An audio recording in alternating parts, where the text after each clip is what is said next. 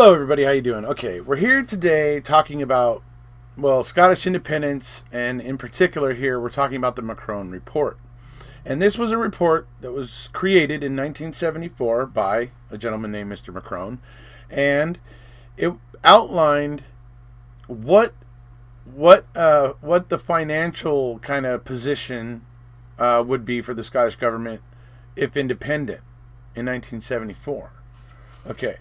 So, what this document is taking into account is the fact that oil had just been discovered in Scottish waters and all that, and that was, obviously something that was going to create revenue for the Scottish government. If they were independent, they would be able to take ownership of that, and they would be able to use that.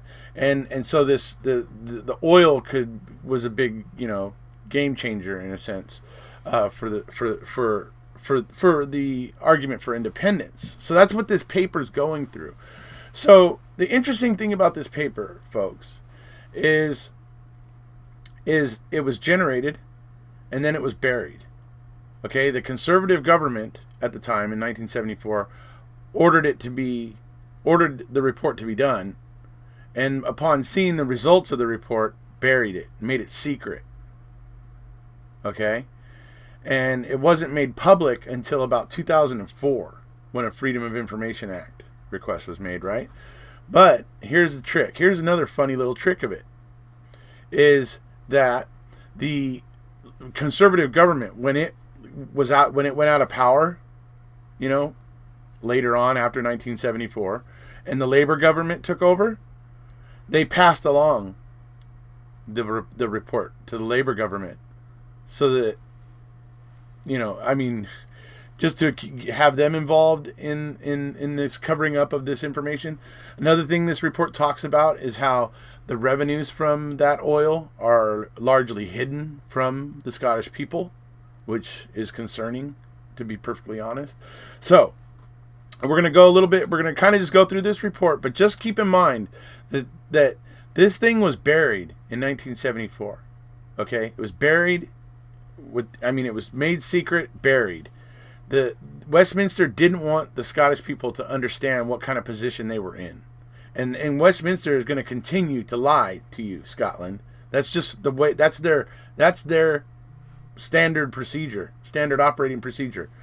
Lie and BS Scotland.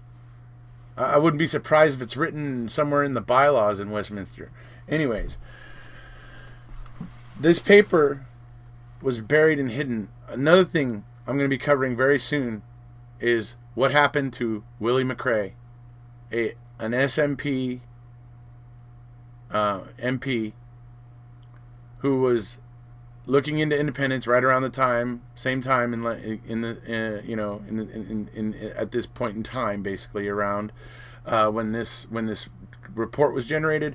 Willie McCrae was looking into a lot of reasons to further the argument for independence and everything. As a member of the SNP, was mysteriously found dead in a car that looked like it spun off the road, but somehow he had gunshots through his head. It's an extremely strange thing. There's a lot more that goes along with it than just that.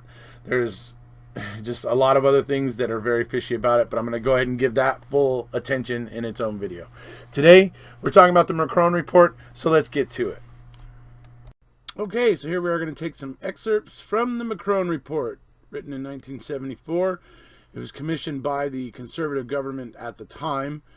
So, this is from the kind of the beginning of it, kind of giving a little bit of a brief, explanation of what they're looking to talk about here. So, the case for Scottish nationalism is, of course, very much more than an economic issue.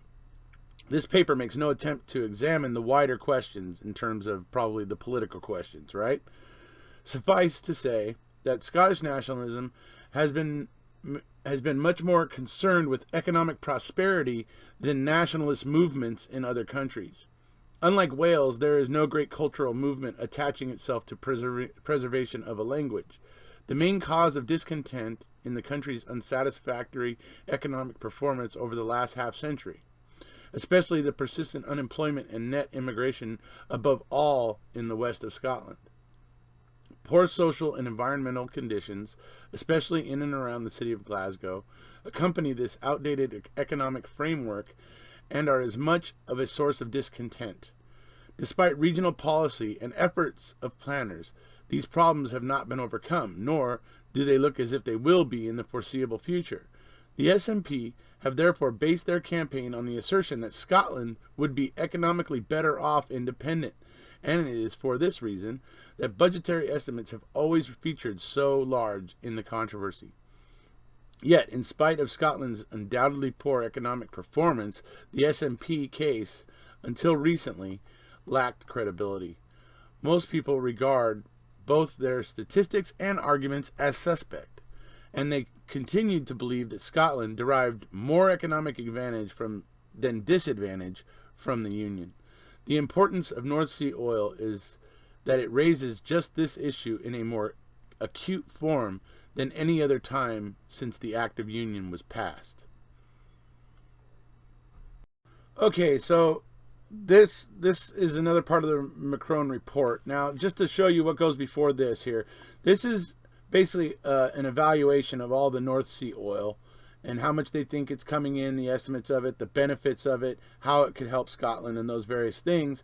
And ultimately they come up to, they feel that there will be a 100 tons, let's see 100 million tons of oil in 1980. So you see that right here in 1980. That's what they're looking at.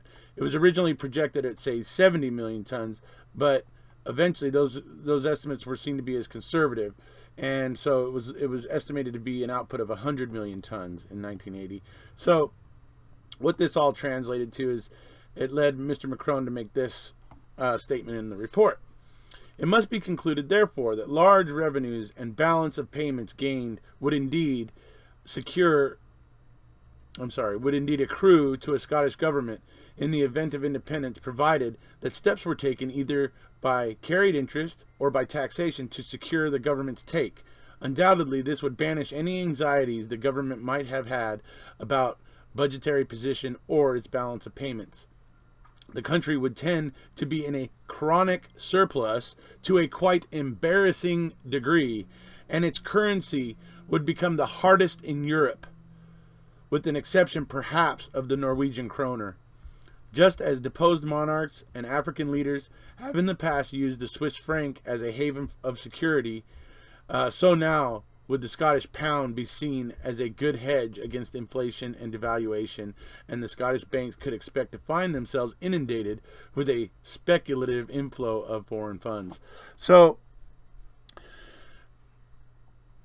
it's interesting that this report is saying that Scotland's actually in a pretty good position for independence, and that this report was made secret and buried, So, all right, we'll move on. All right, so now I'm covering this bit here. This is an interesting bit where Mr. McCrone goes into discussing what the Scottish government will need to do if it becomes independent in 1974. If it becomes independent, in order for its economy to prosper and for it to not get into a bad state, essentially. So he talks about this, and he says the first priority, however, would be to spend the surpluses from the oil and stuff as far as possible in developing Scotland's domestic economy and providing a modern infrastructure. The following paragraph suggests how it might be done. Manufacturing industry. Output per head in most sectors of the Scottish industry is well below European levels. This is largely because the British economy has invested much less than other European countries over the last 25 years. A substantial increase in manufacturing investment is therefore necessary if this is to be put right. Only then will Scottish industry be able to compete effectively with our members of EEC at anything other than low exchange rates. Part of the reason for the low investment in Scotland in the past has been the persistence of stop-go in the UK economy. Every time investment has begun to rise satisfactorily, as it was doing in 1973, the emergence of a balance of payments deficit has forced the government to take strong deflationary measures, with the result that the investment boom has petered out again. Scotland made good progress in 1973, but ideally, from her point of view, the 5% growth rate needed to go on for another couple of years. As an independent state, Scotland's balance of payments position would enable her to break out of the stop-go cycle, and a sustained rate of growth could be planned on the basis that it would be carried out for at least a decade. The strength of the currency, coupled with the budgetary surplus, would help to keep interest rates down, and there would be no need for sudden increases in taxation or massive outs in public expenditure. Admittedly, since Scotland is so closely tied to the English market, her economy would continue to be affected by measures taken in London, but this effect would diminish the more Scotland expands trade with other EEC countries. Furthermore, it would be quite proper for the Scottish government to take countervailing measures to stimulate the Scottish economy at times when England was going through a recession. Such measures would help to keep Scottish output up and would help the English economy by reducing the Scottish balance of payment surplus. It can be expected, therefore, that the prospect of sustained expansion and an end to stop-go would do more than anything else could do, or that would do more than anything else could, both to raise investment in domestic industry and to encourage foreign investment to come to Scotland. In conclusion, this paper has shown that the advent of North Sea oil has completely overturned the traditional economic arguments used against Scotland's nationalism, or Scottish nationalism. An independent Scotland could now expect to have massive surpluses both in its budget and in its balance of payments, and with the proper husbanding of resources, this situation could last for a very long time in the future. Well, I think Scotland's been doing a great job of husbanding the resources, seeing as they're bringing about a third of the resources and the revenue generated from natural resources to the table in the UK. So I think they're on par with that. Wealth does not automatically mean full employment and the end of net immigration. But provided sensible policies are pursued, it is possible to see how this situation could be used to re-equip Scottish industry and renew outworn social capital, thereby providing the expansion necessary to absorb Scotland's excess labor and the increase in productivity required to raise incomes. Thus, for the first time since the Act of Union was passed, it can now be credibly argued that Scotland's economic advantage lies in its repeal. In other words, their independence. When this situation comes to be fully appreciated in years ahead, it is likely to have a major impact on Scottish policy since it is on social and political grounds alone that the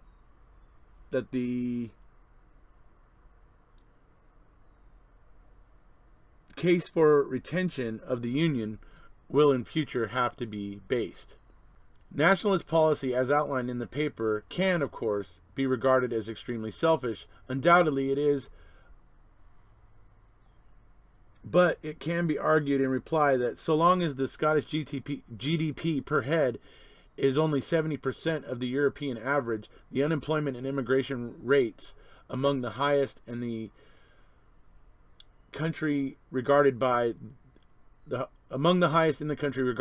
EEC as one of the worst problem regions, then Scotland is justified in using her own resources to rectify these problems rather than relying on the generosity of others, at least until she has managed to catch up. Yet undoubtedly, the greatest weaknesses in the nationalist economic case is that Scotland, even with its oil, cannot expect to prosper in isolation. Sorry about the quality of the text on this, folks. Economic conditions in Europe, and above all in England, with whom Scotland will remain closely tied in trade, are of particular importance. Even the greater diversification of Scottish trade to Europe and to North America, an impoverished England or one perpetually suffering the rigors of demand restraint would have most serious consequences for the Scottish economy. Britain is now counting so heavily on North Sea oil to redress its balance of payments that it is easy to imagine England in dire straits without it. The oil prices since the Tom Kippur War make this a much more serious matter than could have been imagined before, and it is now likely that transfer of North Sea oil to Scottish ownership would occasion much bitterness in England, if not an attempt to forcibly prevent it. England would, of course, be no worse off than most of the continental EEC countries in this respect. Indeed, probably there are better chances of finding oil in the Celtic Sea or the English Channel than are open to most of them. If, therefore, the other countries can adjust to the new energy situation, England should be able to do well. Nevertheless, it is now clear, as perhaps never before, that Europe could bring about its economic ruin by disunity. If supplies of oil become seriously restricted, or the burden on the balance of payments of importing countries proves more than the international monetary system can cope with, a serious breakdown in the economic system of Western Europe could well result. This danger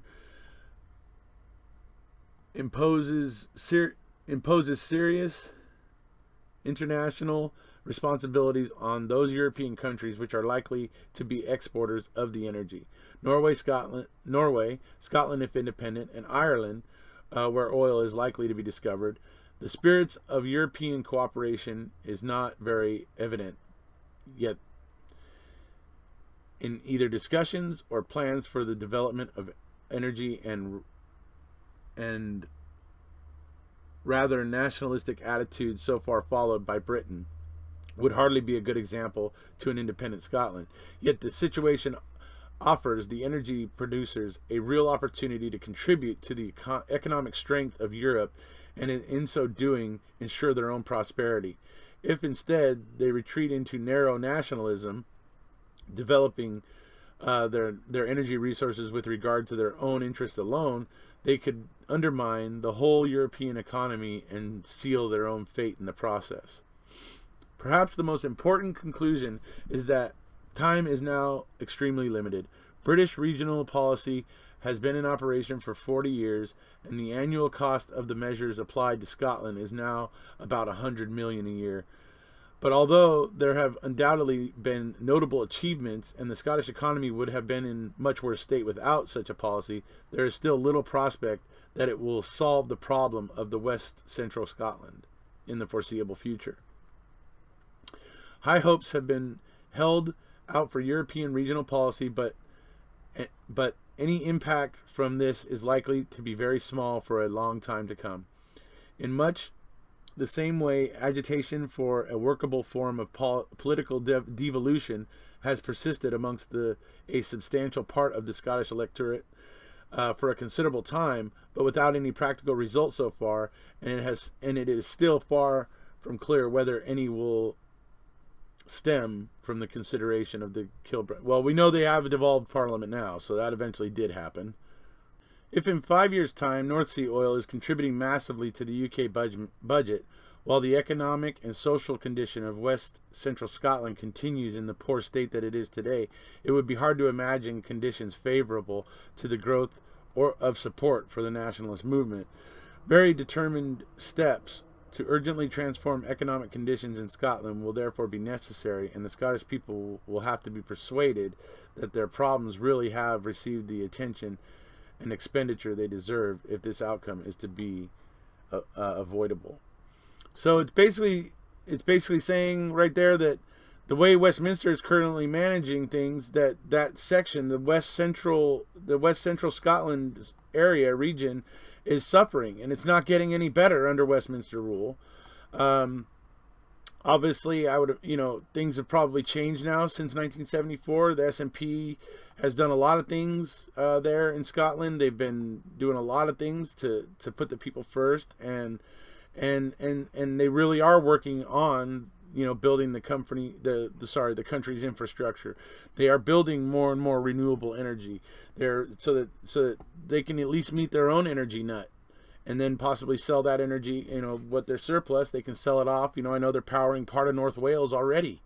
So, in terms of that, Scotland's already been doing all the things that pretty much investing in industry and that sort of stuff, just like this paper's been suggesting the whole time. That's what's been happening. That's what's been going on. So Scotland is continuing to put itself into position to be independent, and I really do hope they're going to get there. Alrighty, folks. So that's the McCrone Report. That's some excerpts from it. You get the gist of what's going on there, of where this report was basically saying how Scotland is pretty much in a very, very good position to become independent. The SNP was getting more and more popular, and so what did Westminster do? What did the Conservative government at the time do? They made it secret and buried it. That's just something that I think people should know about. And maybe everybody knows about it there in Scotland. Maybe some people don't. I don't know. But this is very interesting to me. And the fact that it was hidden. And it was a government decision to hide it. Okay? And we know that the line was continued. We know that they kept talking about how Scotland was too poor. I've heard a guy say it in the present day, how Scotland's too poor. They don't got no money. Okay, I've heard it in the present day from people, and it's hogwash. Scotland is doing very well. They have been building their infrastructure. They are bringing a lot of the natural resources, a lot of it from wind energy, of renewable energy. They're bringing a lot of the revenue created from natural resources to the table in the UK. Even though they're only 8.4% of the population of the UK, they're bringing nearly a third of the revenue the revenue from natural resources to the table. So there's a lot going on. The SNP obviously right now is in a place where they're trying to do right by the people, and they're doing it within the confines given to them by Westminster. And this makes they're obviously walking a fine line, but they're doing well. I gotta say that Scotland, I see you as being in a very unique position at the moment. You have a devolved parliament there that is manned by the SNP. At least they're the ones in power at the moment. And I mean, the voting in Scotland goes SNP, primarily SNP. I mean, the entire map is yellow except for just a few sections. And you only start to see more blue and red kind of creep in when you get up into the, basically pensioners, where they are still voting that way. But when you look at the, 25 to 50-year-olds and the teenagers and stuff like that, and the 20-year-olds and whatever, it's all, SNP is winning these elections decisively.